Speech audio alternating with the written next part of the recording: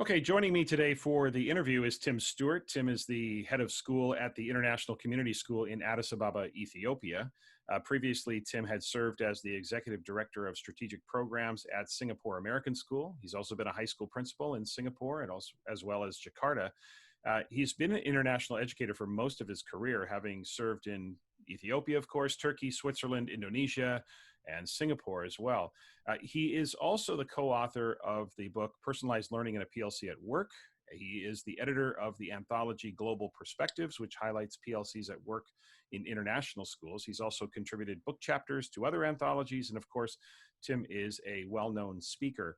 Tim and I met in Ethiopia in October of 2018 at the PLC at Work conference he hosted at ICS. And among the many countless highlights of that conference, and believe me, there were a ton because that was my first ever trip to anywhere in the African continent, was doing my first outdoor keynote, which was just a spectacular setting. ICS is a beautiful campus, and I was so grateful for the opportunity to travel there, to work there, and to get to know Tim and the staff at ICS. And I am grateful to have Tim joining me today for this interview. So Tim, welcome to the Tom Schimmer podcast. Hey, Tom, it's great to join you. I know we're in different time zones, but it's great to see you face to face. Absolutely. What is it? 6 a.m. for me, 4 p.m. for you, something like that? Absolutely, yes. Yeah, we have to navigate all of that. So, Tim, let's start with what is obviously on everyone's mind these days, and that is COVID-19. Most of us here in North America sort of point to March 13th as our last normal day, when everyone was racing home from anywhere they were in terms of traveling. And obviously, a lot of different states and provinces have been on various restrictions and quarantines since then. So was it the same timeline in Addis, that sort of March 13th? Like, walk us through the timeline of sort of from pre-COVID through to today in terms of navigating the school experience and how this pandemic has unfolded for both the teachers and for the students. Yeah, that's a great question, Tom. Yeah, interestingly enough, being here in Africa, we were watching the pandemic kind of sweep through Asia and then kind of starting to spark into Europe. And, I remember being at a conference in New York City in February with 500, I was speaking at a conference with 500 heads of school from all over the world. And we were kind of starting to watch the news and seeing, here we are going to the theater. And I was watching To Kill a Mockingbird with 500 other people crammed into this little theater in New York City. And we end up going home and everything's fine. We end up actually hosting a PLC Institute towards the end of February, where we have speakers from all over the world again come, including people like Mike Matos, who came to join us. And everything. And all of a sudden we started realizing, this is actually a thing. And we're observing it. And as we're getting closer and closer to spring break, the problem with international schools is that all of our clients, our students come from 70 different countries all over the world. And then during a spring break or a Christmas holiday, they disperse and go all over the place. So we were about to send 2,000 community members out into the world, to Italy and to Korea and to China, and then bring them back. And at that point, there were 0 cases of COVID in the country of Ethiopia. There were 0 documented cases.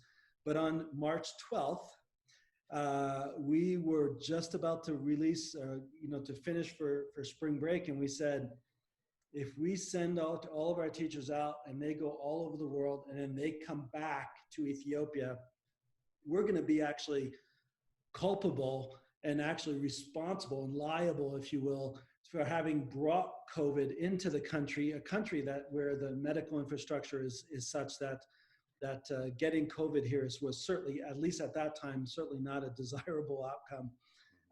With actually, at that time, there was only 1 ventilator in the entire country. So we actually decided to, the day before spring break, we canceled school. We grouped all of our teachers and gave them a quick training on online teaching. We sent everybody for spring break and we said, don't come back. Right. And so we said, wherever you go, bring your laptop with you because you're going to be teaching online after spring break. And so that was kind of our beginning, very, very similar timeline. All of our teachers also from all over the world ended up spreading out throughout the world. All of our students, or most of our students, spread out around the world. And then a week later, we started teaching online until the end of the school year. Hmm. We ended up with, multiple months of online teaching, kind of like everybody else. And I think, for us, obviously being in a developing country, that is a little bit of a scary thing. But at the same time, we have seen that for some reason, Africa in general and Ethiopia specifically has been spared much of the carnage that we've seen in North America, particularly the United States. And whether it's altitude, living at 8,000 feet where people's lung capacity is just extraordinary here, or whether it's the national average, age, which is very, very low here, or for whatever reason, people tend to be asymptomatic here. And our death rates, actually, out of 110 million people, we've only had 1,300 deaths in Ethiopia. So comparatively, we've been spared a lot of it now, and now we are actually entering into our sunny season. So we're hoping that the worst is behind us, but still now we're back. So we opened school back 4 weeks ago.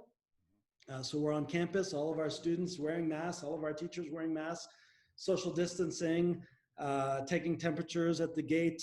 All of our teachers, all of our parents are not allowed on campus. Normally we're a very community-based school, as you know.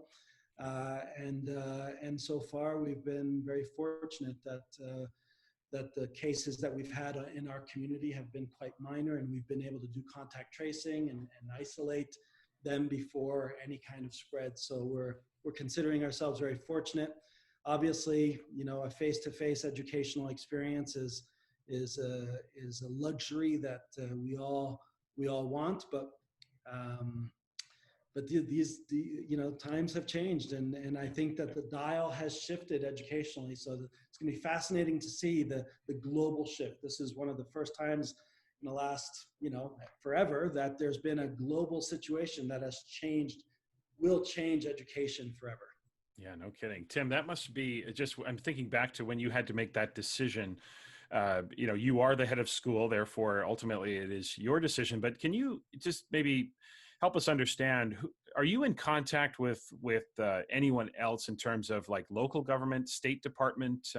Who is helping you make that decision at that time? Because obviously that must have been a tremendous amount of pressure to figure out, the possible ramifications of spring break and all of that. So maybe walk us through quickly a little bit of that process that you went through back when you had to make that decision. Yeah, that's a great question as well, because as an international school, much like most international schools around the world, our clients are mostly from the diplomatic community and from the international business community. So we have our children are children of government officials. Our children are State Department children, Canadian Embassy children, USAID, Food for the Hungry, World Vision, all of the heads of all the international NGOs, they send their children to our school. So we have quite a few advisors that we tap into on a regular basis, including people from WHO, literally people that are in charge of WHO for the country of Ethiopia, or the CDC for the country of Ethiopia. So we have a lot of advisors that are kind of our parents. And then we've created kind of a COVID task force, if you will, that we meet with regularly to analyze the data, analyze all of that, so that we can make very, very informed decisions. But there is a lot of pressure because obviously if we shut down our school, that means that will, just one organization like the US State Department has 100 students with us. And so those 100 students are now at home, and these are US State Department employees, and now they have to modify their lives because we've just shut down schools. So this is something that we do in partnership with many of our organizations, but ultimately, you're right, I am responsible for this organization, for the 460 employees that work at the school, and then the 1,000 plus students that are here, and ultimately the 2,000 community members beyond that. Right. So, but it is, these are interesting times, but I have actually found that our community has rallied around safety and wellness and security. in ways that I've not seen before. So it's actually been really exhilarating to see the community come together like this. Well, there's nothing that you would receive in any sort of, training or doctorate program or anything that would prepare you for this situation. So obviously this is an experience that you just can't buy, and something that we would all just not be prepared for. And it's interesting, obviously in schools in North America, public schools, private schools, et cetera, they're all informed by public health. They're informed by, all of the different sort of organizations and governmental organizations. And so it's interesting, for you being, having to navigate both the local, laws and expectations and regulations, but then also you of course have a clientele that is predominantly, outside, mostly American, but you have from everywhere, and you're being advised because your school, of course, is supported by the State Department. You're being advised by the U.S. expectations, et cetera. So, I'm just wondering about, is that one of the major differences of maybe handling the pandemic in an international school? You've talked a bit about it already, but just some of the differences. I'm sure you have colleagues and friends that are in North America, and they've talked about their experiences and the differences between what it's like to handle the pandemic, versus maybe what it's like in North America. You've talked about a few of those things, but maybe any other things come to mind in terms of the differences between the school experience? Yeah, I think the biggest difference for me was the sense of social responsibility that Mm-hmm. we have as an international community. And as you know, there's a lot of nationalism that has happened during this pandemic. We've seen kind of borders closing. My wife is Canadian. She was stuck in Canada for 10 weeks, and I was in the US for 10 weeks, and we were separated because of nationalism. The border Yeah. had never been closed before. And so as countries around the world are becoming more and more nationalistic, we represent everything that is dangerous to a nationalistic society. So we Right. represent people that are flying around in airplanes, coming from Italy, from Korea, from China, from Iran, Mm-hmm. and bringing, and the thought that we would be the ones responsible for bringing COVID into this country was just unbearable. And I Yeah. think that that's really the weight of responsibility that we all felt as an international community, is that we didn't want to be the ones responsible for that. Yeah. Eventually, it did get into the country, and we were obviously impacted, but we didn't want to be the ones who accelerate that. And I think that's probably the biggest responsibility, the biggest difference. Yeah. Was that we were having people from 75 different countries coming into our country.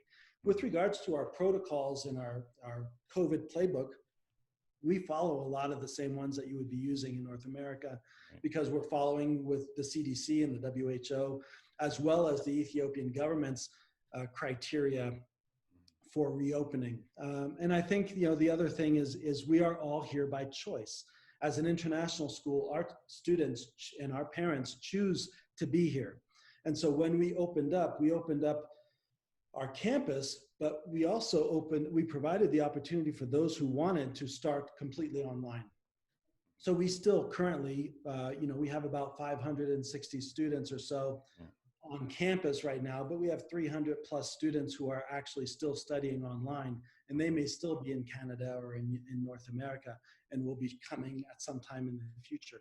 So again, the idea that it was by choice, that we provided the online experience for those who chose to be online, I think was also a little bit of maybe a liability coverage on our part to say, well, if you want to be on campus, recognizing the risks that there are by being all together, even though we're all wearing masks and social distancing, et cetera, there's still an inherent risk in that. And you choose to come here, that's fine, but you can also choose to continue your educational experience online. And I think that was also something that's quite different from some public schools in North America or around the world. Sure. Yeah.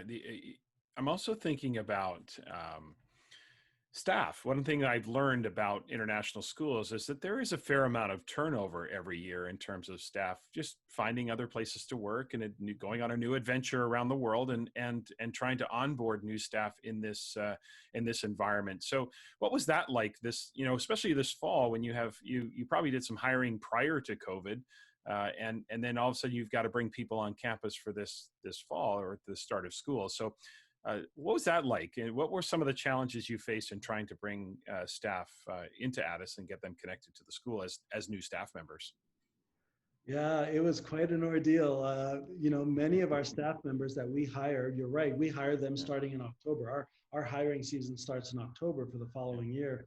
So we had hired many of our faculty members, and many of them are currently or were currently overseas. And so they were in Saudi Arabia, they were in Uganda, they were in South America somewhere. And many of those countries shut down entirely. Airports were shut down, so it was actually quite difficult and challenging to actually get them to come to Ethiopia. But we offered, voluntary resignation packages. We offered sabbaticals for those who didn't feel comfortable leaving their home. This may not be the right time for them to leave their family or leave their developed world healthcare system that they were under at that point. And so we really also created this choice based, if you want to be here, we want you here and right. we'll bring you here.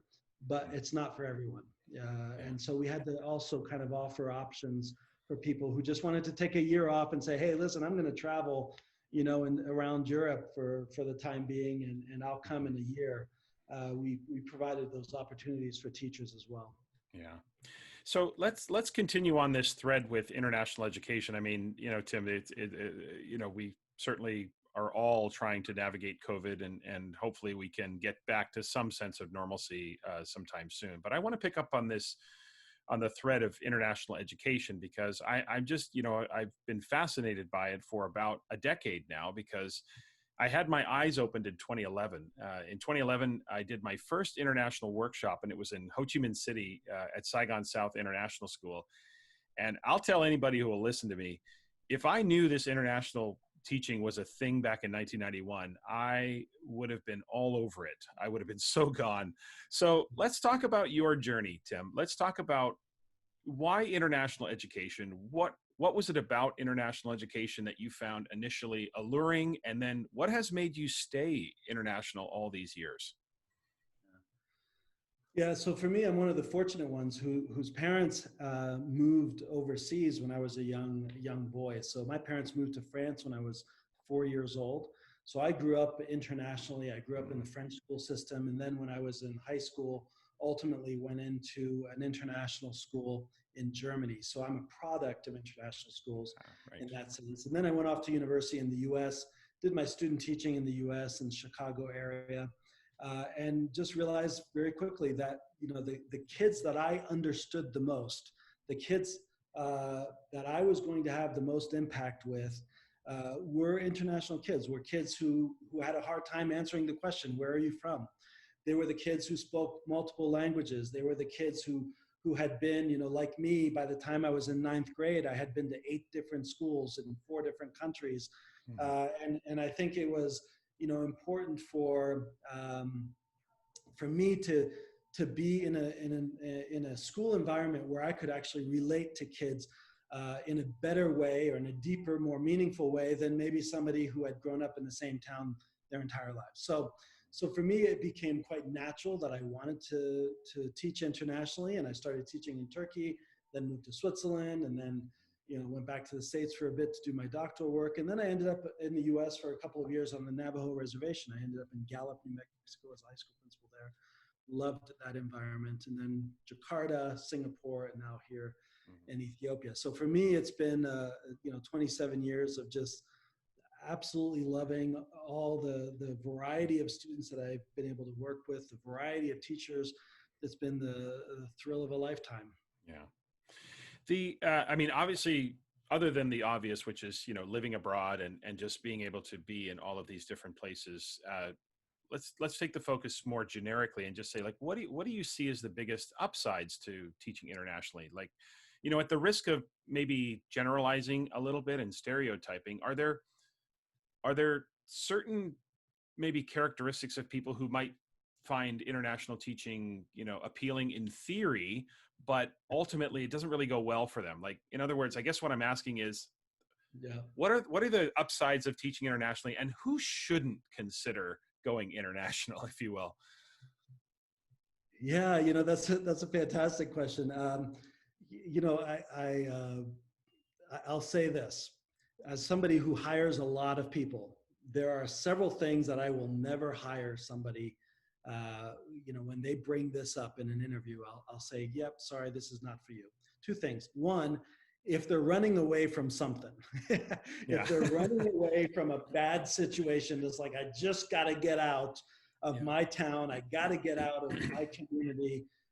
More often than not, they're really actually trying to run away from themselves, and they're going to bring themselves with them. So this whole notion that you can kind of run away from your problems, I think that's a non-starter for an international school, because those challenges, whatever they are that you're facing or someone is facing in their own town, they are actually multiplied when you are in an environment where you don't have your support network, you don't have your grandparents on the other side of the town, you don't have the friends you grew up with, and you are now alone in a foreign city without that network, and those problems actually still follow you. So that's one thing I think, if you're just trying to escape, not the right thing. The other one is if you are thinking that you are going to be, maybe it's still escapism, that you're somehow going to find happiness somewhere else besides where you are. I think that's also something that's intrinsic. You either love teaching wherever you are, whatever school you're in, you love the kids you're with, or you don't. And to think that finally you're going to meet some students that you really enjoy working with overseas. Right. Sorry, Yeah. that's not going to happen. Kids are kids, teachers are teachers, schools are schools, and in that sense, you're kind of stuck with yourself. So I would say, if those are your factors, international schools not for you. Right. But exactly. Yeah, you can't run away from yourself, can you? Or the things run you're away from yourself. Yeah, for sure. So but how does it? Oh, go ahead, Tim. Yeah, so the flip side, obviously, is if you long for adventure, if you long to really push the envelopes of education, and you really want to be in an environment that actually supports your innovative, creative, progressive thinking, that is unshackled by some of the bureaucratic and some of the things that maybe a public school system, wherever you are, kind of it weighs you down. If you're looking to kind of explore and push those boundaries, and you're one of those teachers that really wants to see what true education can look like at the highest possible level, then international education is absolutely the right place for you. Yeah. So if a teacher is thinking about someone who's never gone internationally and they're intrigued by it, what is the process? Like how does someone go international? What is the process? How do they get hired? And maybe a little bit of what should their expectations be? Because I know in the international community, there's often the conversations about the Cadillac schools versus the other schools. And so maybe just, how does somebody go about, if a teacher listening right now is interested in going international and exploring that possibility, what is the hiring process, and what should reasonable expectations be for a first time kind of international educator? Yeah, first of all, international schools. There are international schools in virtually every country in the world, and most major cities in the world. So there are thousands of international schools, and not all international schools are created equal. And some international schools are called international schools, but they're actually national schools for very wealthy people. But true international schools, if you're talking about true international schools, where you're serving the international community, the people that are temporarily residing in that country for whatever reason, for diplomacy, for business, for NGO work, there is a process to go through, and the process starts pretty much now in October. November is when it starts. And there are some organizations that are very easy to register with. One of them is called Search and Associates. Another one is called International School Services. These are organizations that have massive databases of opportunities, so you can register with them, submit your CV, get your letters of recommendation in order. And then there's a whole database that they have, and they'll say, in Dubai, they're looking for a middle school English teacher. And in Addis, we're looking for a curriculum coordinator with experience in the IB. And in Brazil, they're looking for an elementary school PE teacher. And so you can actually either apply directly to these schools through these databases, or you can go to what we call our job fairs. And these job fairs are held around the world. They're usually held December, January, February-ish. There are job fairs in Boston and New York and Washington, D.C. and Vancouver, in Iowa. There are job fairs in London. There are job fairs in Bangkok. So wherever you are in the world, there's a job fair close to you. And you can actually go, and all of us heads of school, we show up. There might be 100 schools represented or 300 schools represented. And we have our list of jobs that we're actually, wanting to hire from and for.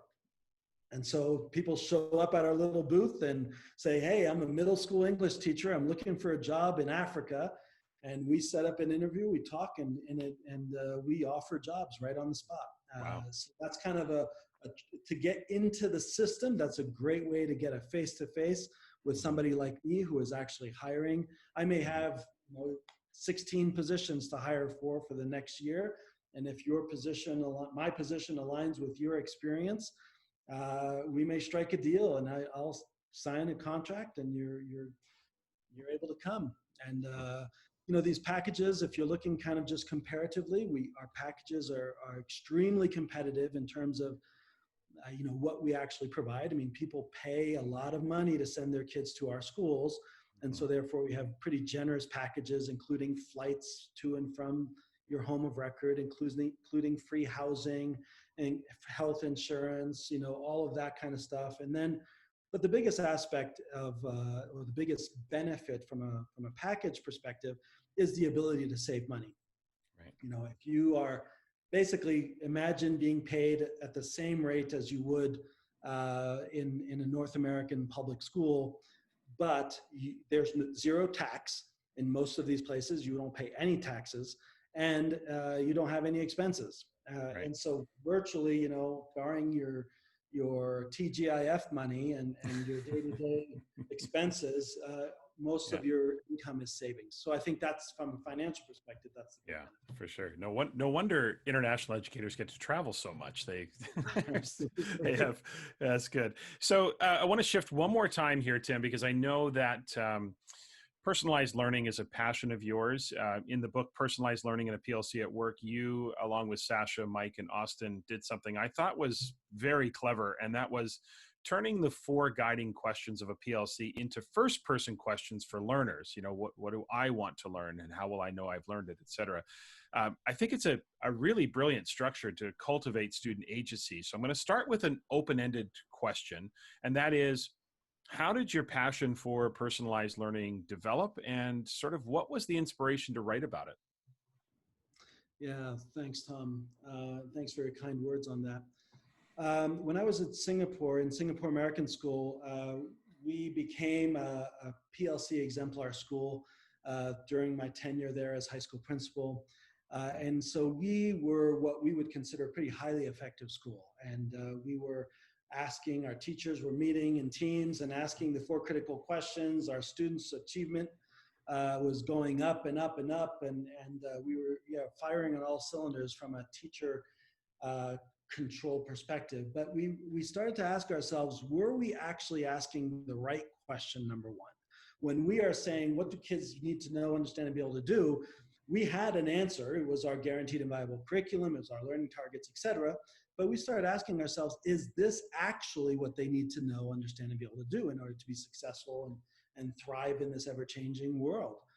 And so I ended up leading some teams and sponsored by the school, really, to over 100 different schools around the world, taking teams of teachers to these schools in New Zealand, Australia, and China, and North America, and Canada, all over the place, Finland, and looking at kind of the school of the future and saying, if we were to build a school from scratch, what would it actually look like? Mm-hmm.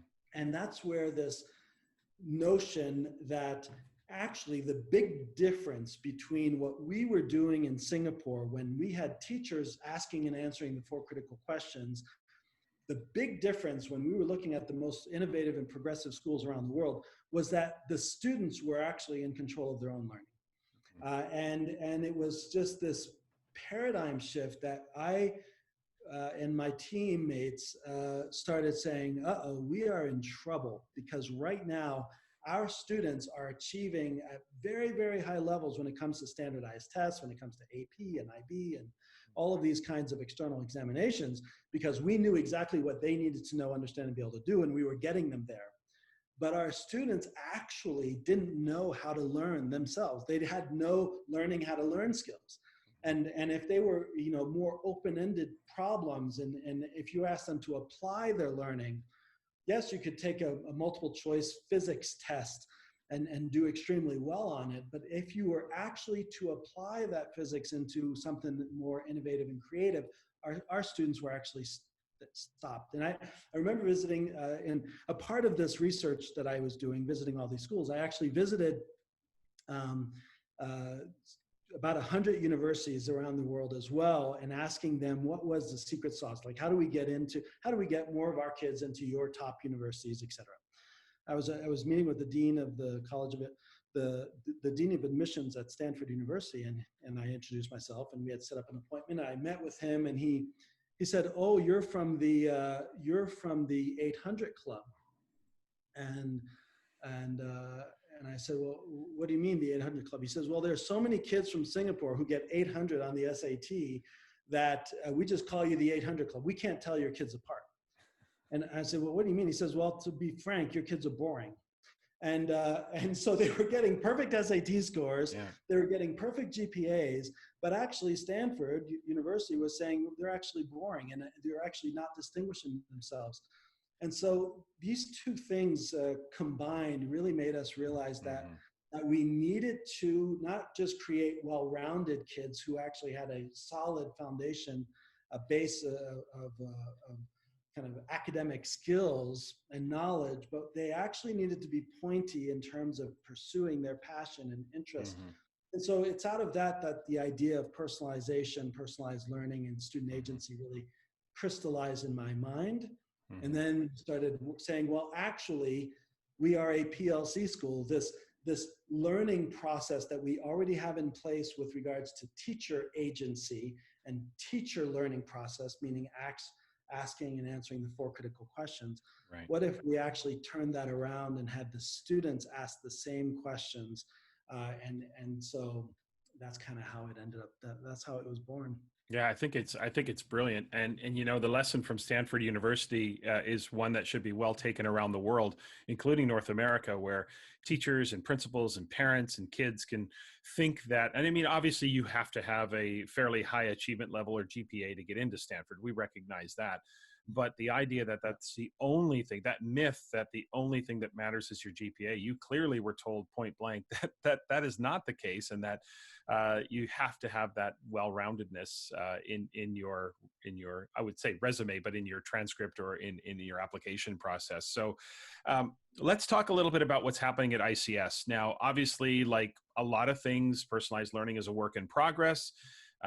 But I think you really have forged an innovative path with personalized learning at the schools. So I just want to give you an opportunity to highlight some of the things that are happening at your school. Again, knowing that things are always progressing and we're always trying to get better, but what are some of the things that you're proud of in terms of what personalized learning looks like at ICS? Yeah, so thanks for this opportunity. There's 2 ways that somebody can personalize, or a school can help personalize learning for students. And one is I would call the learning pathways, the personalized learning pathways, and then there's the personalized learning progressions.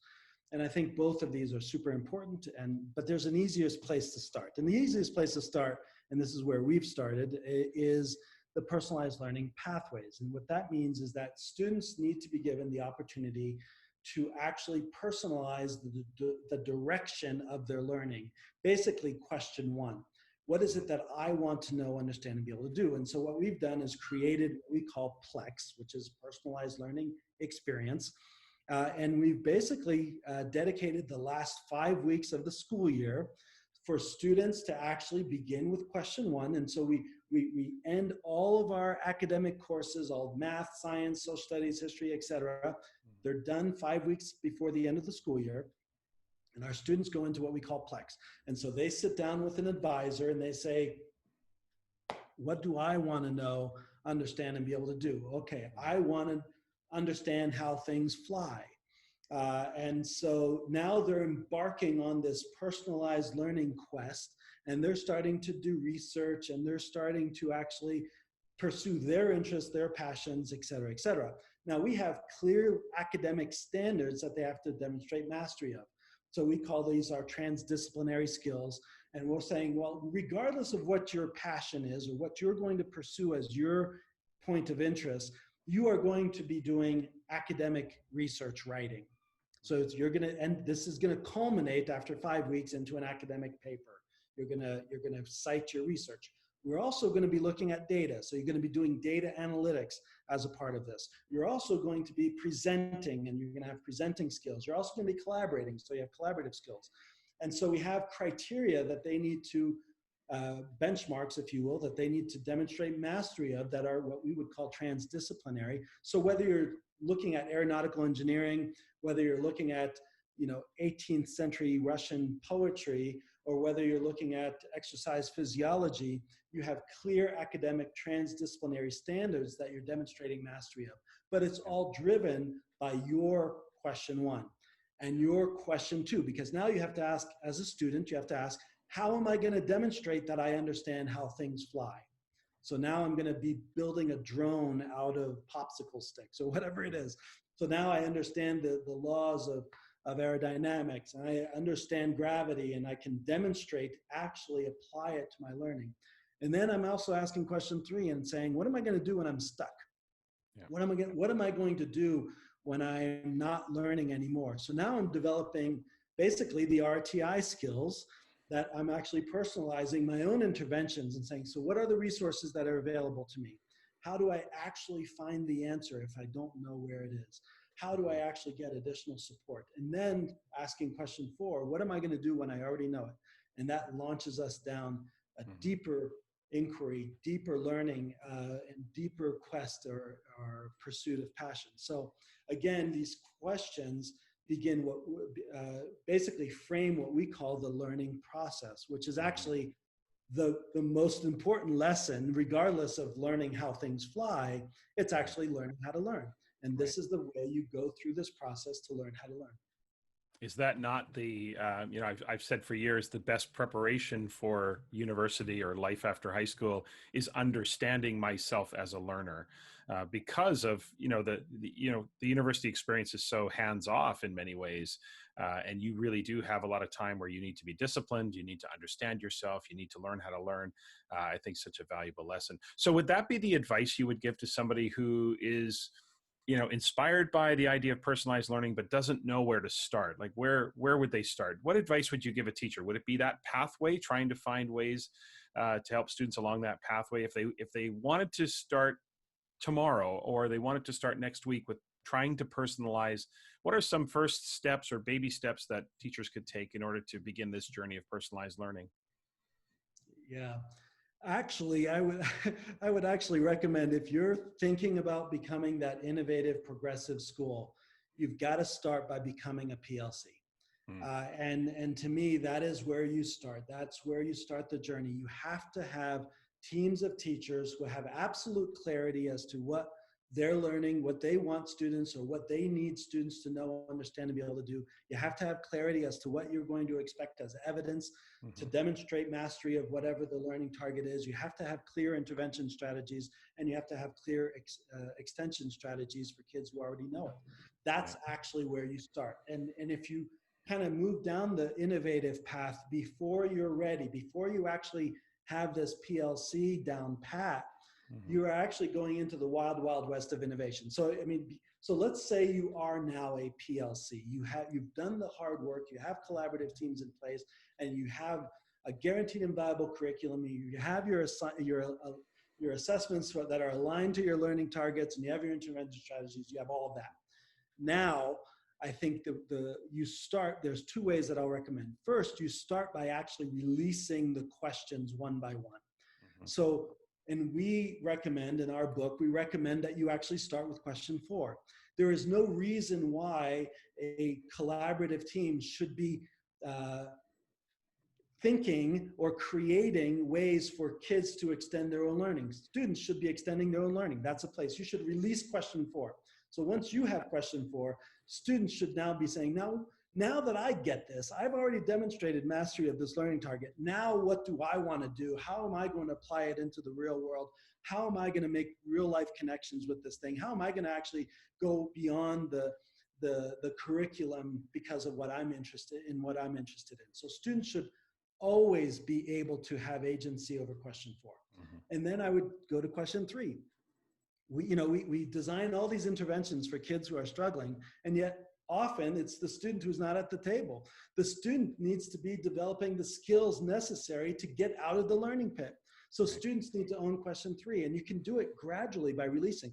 Then you can release question 2, which basically says, okay, here's how I would like you to demonstrate mastery of this learning skill as a teacher, but how would you like to demonstrate mastery of this learning skill? And you'll be surprised at how much creativity and innovation will come when a student is saying, really? I can actually demonstrate mastery of this skill in a different way than was prescribed by the class? Yes. Show me. This is the standard. This is clearly what you need to show me mastery of. How do you want to show me mastery of it? And then ultimately you get to question 1. You say, okay, now what do you want to know, understand, and be able to do? Yeah. You ask the question. So I would start by kind of going backwards through the questions, 4, 3, 2, 1. I think then once you get to be able to ask question 1, now you're talking about programs like Plex, where you're saying, yeah, actually, what are the transdisciplinary skills that every child needs to be able to do? That you need this level of literacy, you need this level of numeracy, you need to be able to analyze data, you need to be able to write research papers. You can do that by asking your own question 1. You don't have to have, you can have the students in control of their own learning at that point. Yeah. No, I mean, that's brilliant, Tim. I mean, the idea that as a collaborative team within a PLC, we are working through questions 1 through 4, while at the same time releasing responsibility to the students' questions 4 through 1 in that manner. I think that's great advice for teams. And I think your point is well taken. If that you maximize the success by being a collaborative team in a PLC where there's just an alignment with what we're all doing, but even if you're the only teacher, that structure of releasing those 4 questions in that manner, I think is a really great place for people to start. So Tim, that's I think that's a great place for us to sort of wrap up this part of the interview. And we're going to finish up today with a little bit of fun. I'm going to put you on the spot a little bit, and then I've got one more serious question that I've asked everybody. So normally at this part of the interview, I go through a series of kind of this or that choices. But today I'm just going to ask you some fun open-ended questions. And again, just a chance for people to get to know Tim a little bit on a personal level, as opposed to just the professional side. So I've got 5 questions lined up for you, and I'm just going to ask you these questions, and you take the questions where you need to. And so we'll do 5 quick ones, and then we'll get to that other question. So here's the first one. The first one is, let's talk about where you are right now in Ethiopia. What is the most fascinating thing that you've learned about either the Ethiopian people or the Ethiopian culture? What's one of the most fascinating things you've learned about being there? For me, music has always been something I'm super passionate about. I've loved getting to know the Ethio jazz culture here, which is very connected to the reggae Rasta culture in Jamaica. And in fact, the Emperor Haile Selassie donated land for the Rastafarians to come back and repatriate here in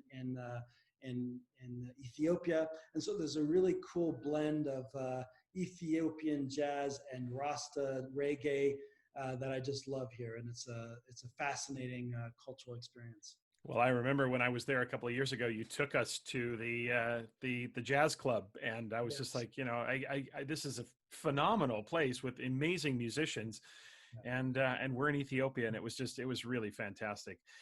Second question: What movie can you watch over and over and over again and never get tired of it? Oh, this is going to call me out, and I hope my wife is not listening.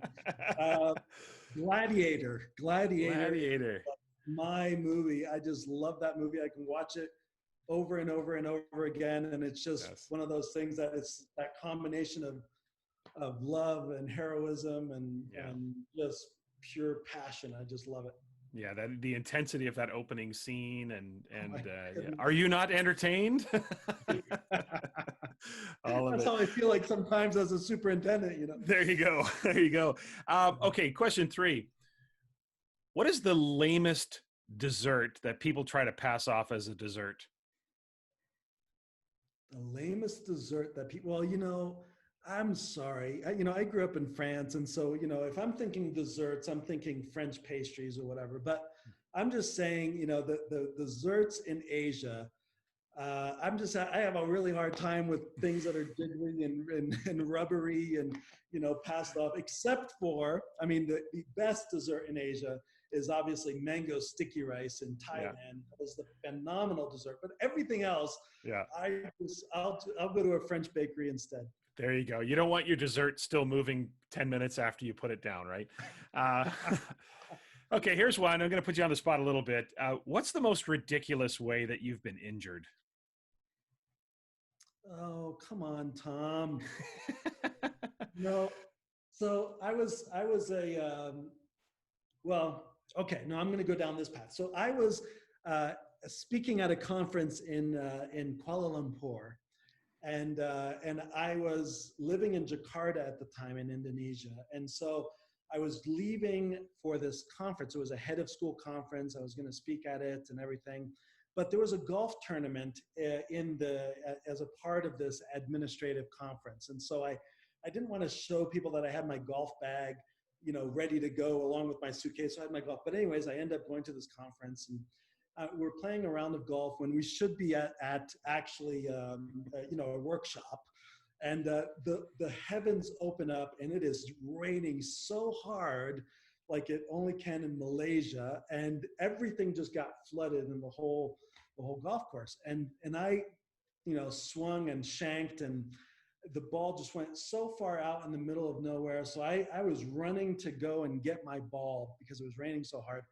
And I sprained my ankle in one of those sprinkler system holes that were just covered with water. So I couldn't see it. And I just completely wrenched my ankle. So I end up having to go to the hospital. I'm on crutches. I've got a cast on. I got the whole thing. And now I'm coming back from the administrative conference to my people. And they're like, weren't you just at a leadership conference? I'm like, yeah. How did you sprain? Well, a fight broke out, in the middle of my session, Right. so. Gosh, I know. Try to explain that, right? You just go to an education conference, you come back on crutches. There's got to be a good story behind that. Yes. Okay, last one. For those of you listening, you may not, of course, know, but Tim loves his motorcycle. So Yes. the question is, if you could ride anywhere in the world that you haven't yet, where would you want to ride your motorcycle? Where's the dream motorcycle trip? Oh my goodness. I've ridden my motorcycle in many, many, many countries. In fact, some of the best roads in the world. So there are very few roads that I would say that I haven't ridden. But one of the ones that I would like to do at some point would be to go from Egypt, from kind of Cairo to Cape Town, and to just cross across the entire continent. It would take a good chunk of time.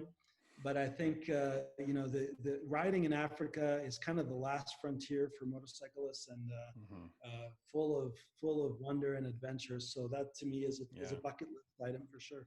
That would be an incredibly long journey. I think, looking at a map does not give you a sense of how large Africa is as a continent. So that would be an incredible journey. Okay, last question. This is the final question. I ask this of all guests that I interview, and it has to do with success. One of the things that I'm trying to do on the podcast is sort of talk a little bit about success and happiness in life.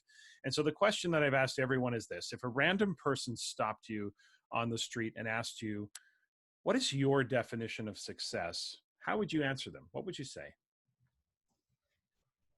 It's interesting because in my first book that I wrote called Children at Promise, I actually redefined success for the sake of the book. The book is about character development and the character traits that are developed through adversity and relationships. And I define success as to positively contribute to the moral and social fabric, the social and moral fabric of society. So this idea that to be truly successful, you have to be a contributor and not a taker. And I think that a lot of definitions of success are about acquisitions of things, acquisitions of degrees, acquisitions of jobs and money, taking things.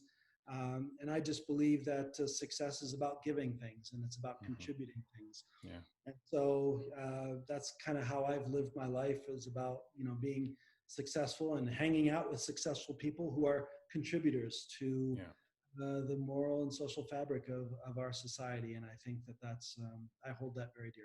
Yeah, I think that's a great way to phrase that so much success is about acquisition versus, what you give and what you contribute to society. Tim, I can't thank you enough. This was great. I really enjoyed reconnecting with you today, and certainly some of the interesting stories about all the things that are happening from COVID to the international education to the personalized learning. I think that I just am really feeling I'm feeling energized from this because I'm just excited about the work you're doing and excited about the potential for so many schools to really reshape what education looks like here in the 21st century. So again, thank you, Tim, for joining me today, and I hope sometime soon we can do this again. Absolutely. Thank you so much for having me on. Yeah. Cheers. Thanks, Tim. Cheers.